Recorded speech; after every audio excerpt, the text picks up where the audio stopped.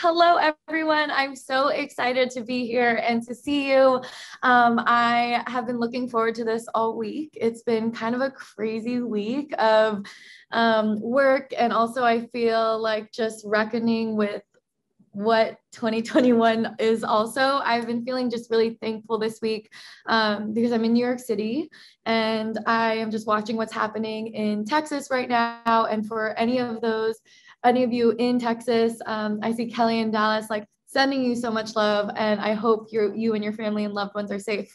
But yeah, I'm super excited to be here. I know that Jenna said that I have my stuff together, but I definitely don't feel like that all the time. And I'm just really, really honored to be here to join all of you and just share a little bit about my wellness journey, entrepreneurship, and also just my search to continue learning and having self-accountability as we all have this world cultural reckoning to keep pushing for diversity, equity, and inclusion. So I'll start with a little bit of background. I'm Nadya. I am 23. I just turned 23, and I'm in my last semester at Harvard College. My work has been in the period space. I'm rather obsessed with menstruation, and I'm pretty sure that the majority of people on this call maybe have personal experiences with menstruation as well. But I know it's not the most common thing to be so excited about and obsessed with, and I am.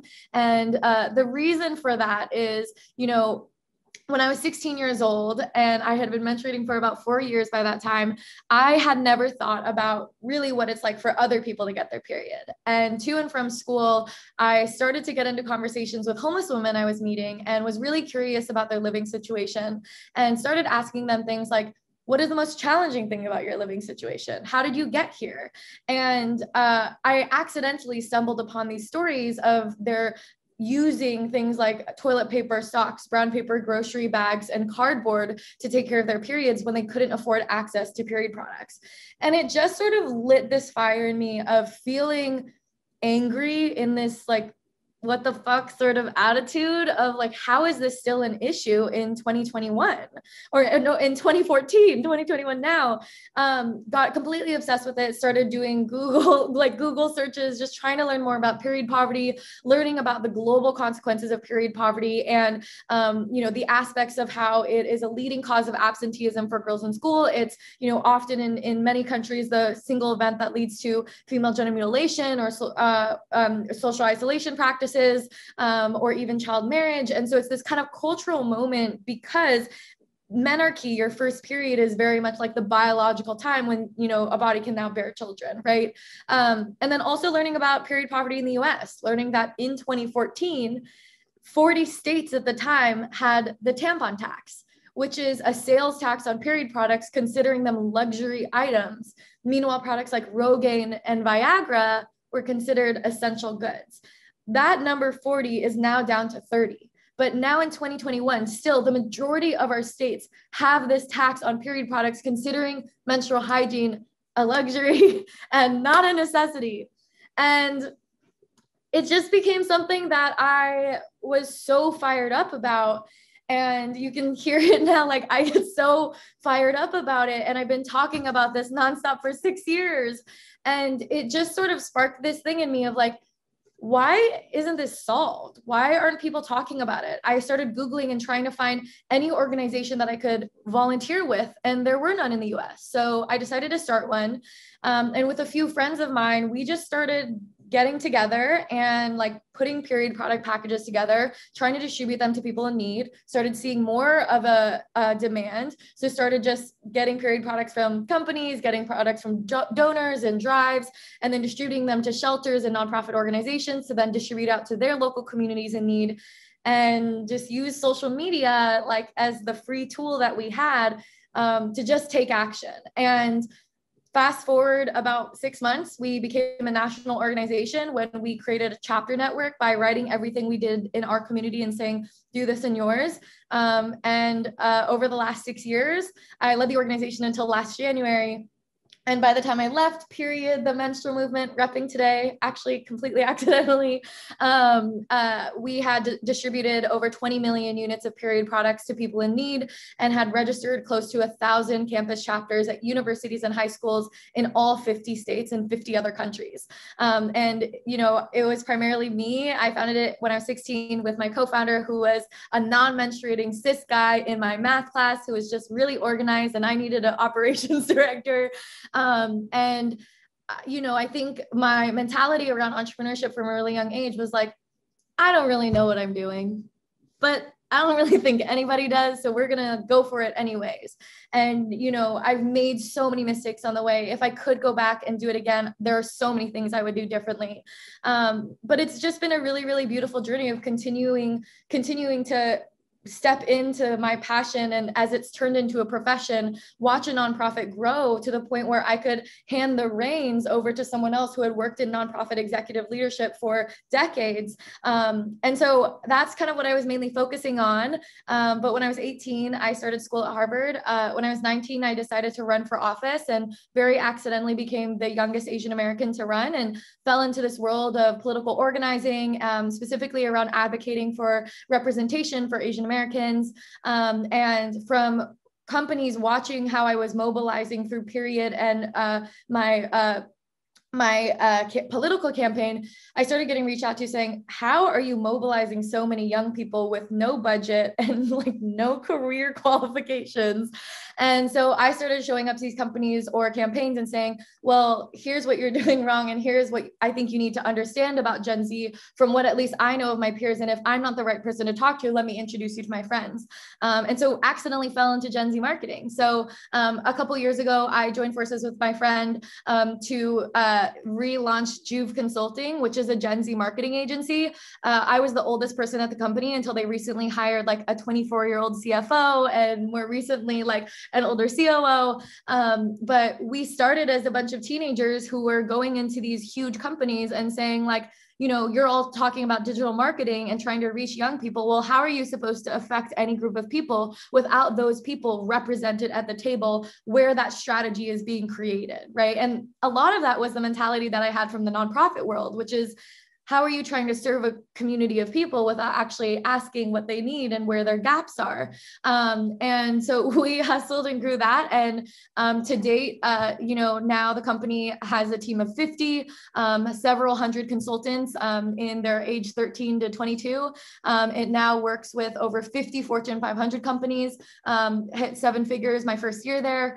And it's just been a really, really wild ride of, you know, I, as chief brand officer, really led a lot of the brand messaging and thinking through a lot of the influencer marketing and thinking about, in this world where we're surrounded by these social platforms where anybody can pick it up at their fingertips if they have the privilege of having a smartphone and internet, right? And how accessible it became to just carve out our own paths and connect with each other online, right? Like, as much as social media has been so harmful to my mental health in many ways, it's also been such a beautiful way to connect with people and build movements when you might not have the traditional qualifications, right? Like, we're meeting here all today, like 50 of us here, and I know that we'll be able to follow up and connect more offline, and that's really exciting. So yeah, I was kind of in the period space for quite a while. And I'll say that on the notion of wellness and this aspect of staying active, to me, that has been my biggest challenge and also my saving grace. When I started my nonprofit, I was in a really dark place as a 16-year-old family experiencing housing instability and financial instability at the time. Coming to terms with the fact that I grew up with sex abuse like every day with my dad, and was just kind of starting to put an end to that relationship, and was stuck in my first romantic relationships with men who were abusive, because that's what I accepted and had learned to think was normal. And I think I was in a place before I started my advocacy where I had really accepted, like, this is what I deserve, because my worth is defined by my body and how it can be used by others, even against my will. And I think I had lost any hope that my worth came from my voice, my intelligence. And when I started advocacy, and I really started a nonprofit by Googling, like, what is a nonprofit? And then talking to anyone who would listen, like talking at the staff meetings of like the Jiffy Lube auto store, the banks, the Fidelity's insurance, and saying, hey, like, give me $1. I want to go buy period products. But I think that it was really those moments at the beginning where I would go into these rooms, people never heard of menstruation talked about in the workplace. And it was a room of like 5 people, right? And I would say, this is what I'm doing. You either menstruate or you come from someone who menstruates and you're here because of menstruation, and your sister, your daughter, like menstruate. And this is something we need to talk about. And it was really seeing that ability to transition someone's mindset of how they think about something so stigmatized, and something that's been stigmatized since the beginning of our human civilization.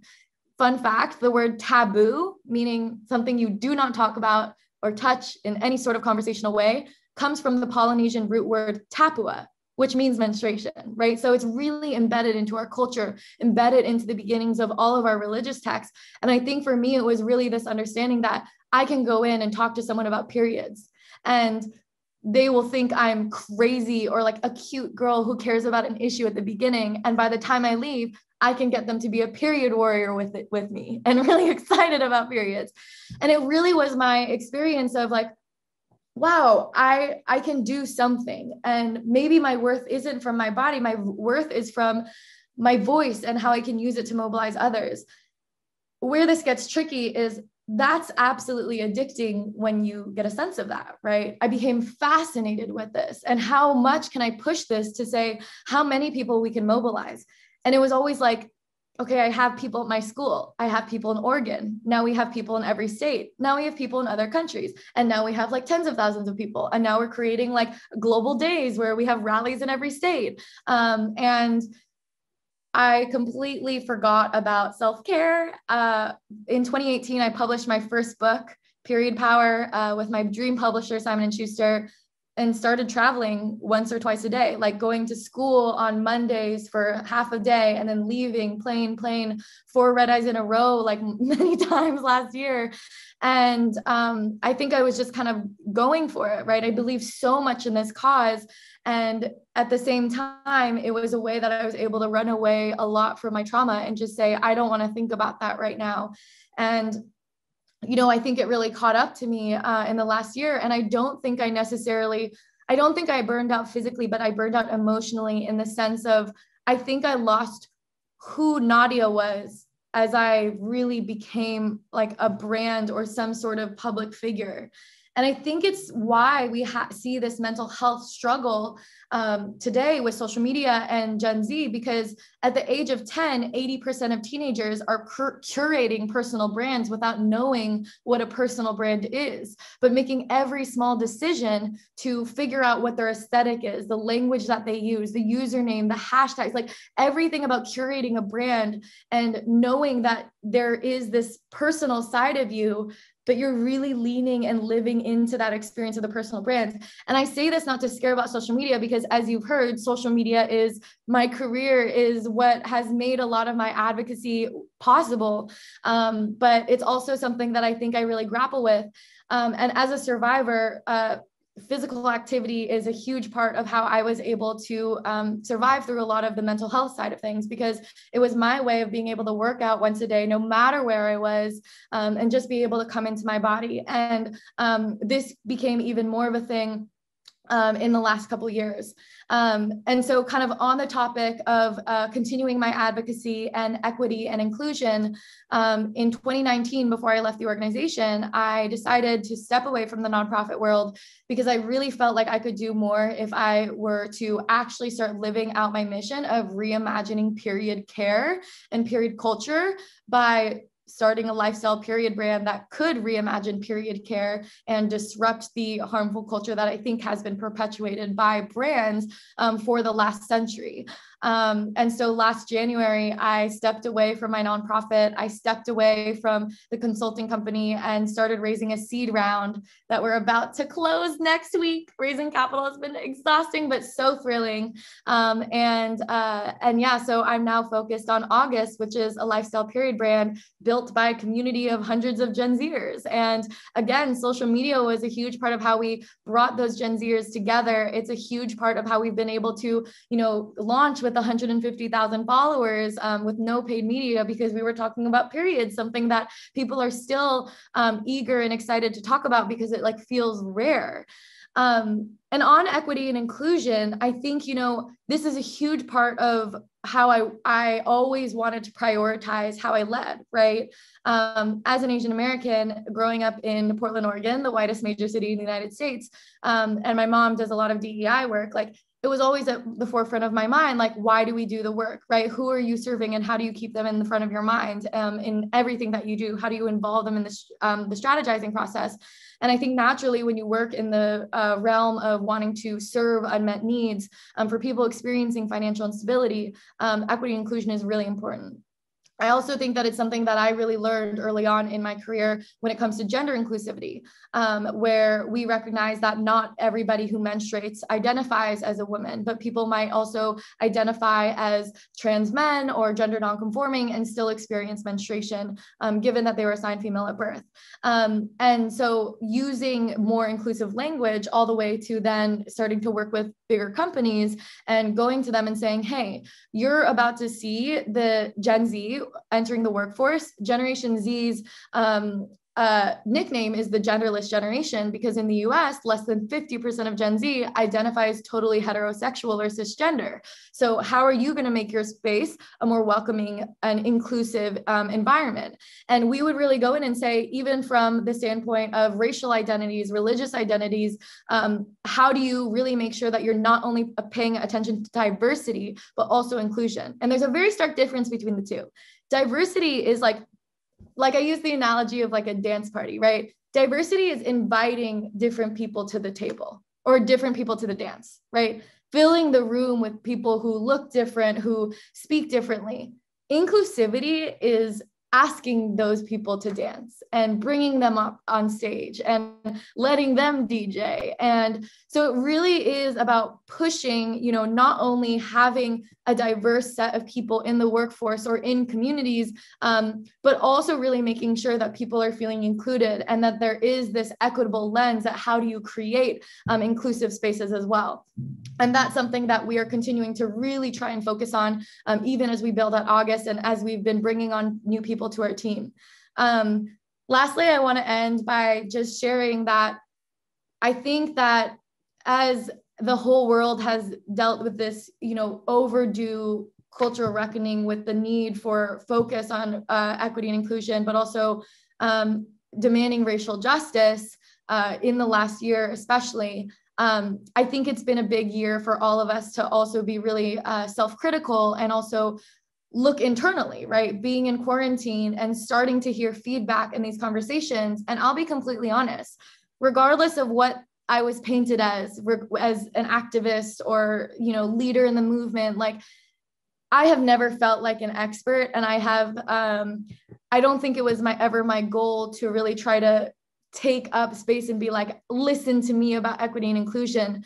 But I recognize that, in the last year, I've done so much learning and have really had opportunities to be held accountable by others and people I love around me, whether it be my family or otherwise, to always take moments to check in and be where can I improve on this, right? Where is my place as an Asian American to try and fight for Black and Brown communities or fight with Black and Brown communities, right? And what do I not know about my own privilege or my own history in this country that will make me more able to advocate in an equitable lens, right? For me, I've changed my whole academic focus at Harvard to focus on the sociology of Asian America because I realized, but I learned that the model minority myth was rooted in anti-Blackness and created by white-owned media coming out of times when, America was enforcing legislation like the Chinese Exclusion Act. And that is something that I never learned in school. And even in the public eye, talking about racial justice, I did not really push myself or know was something that I needed to understand. And so I want to share, as we talk about equity and inclusion, I think we also have to be ready and excited to have those really hard conversations with ourselves and seek out those answers and do the work to really continue to try and do that learning. And I think that that's something I continue to try to push myself to do every single day. And it's really hard. And it's taken a lot of, I think, healing even from past PTSD to really give myself into that work. To be completely honest, I don't have all my stuff together. I'm still learning how to balance everything. I spent 6 weeks in a residential rehab place for PTSD and depression last summer. And it was the first time I had really taken a break. And while I was there, I read a book a day on capitalism and restructured the whole way we were going to raise capital and how we were going to exist with a focus on sustainability and impact in a way that was really genuine and attached to really making change. And so I just wanted to share that as I'm proud of the work that I've done. And I also think that what the last couple of years has taught me is that it's okay to be a work in progress, and it's okay to feel sad sometimes. It's okay to wake up in the mornings and feel like we don't really know what we're doing, because guess what? That's what community is for. And that's what having mentors and advisors is for, and having friends and loved ones is for. And I think that being able to let myself know, I'm getting emotional, let myself know that it's okay to be a work in progress. And it's also okay to not know the answers, and it's okay to stand up and recognize I fucked up, or I'm still learning, or this is a mistake that I need to learn from, and this is something I want to be accountable for. And so I just invite all of you to give yourself that permission to look within yourself, check in with yourself, forgive yourself, and also be just excited to learn and come into these hard conversations. So with that, I am so excited to hear from the incredible entrepreneurs here today, because there's so much we can all learn from each other.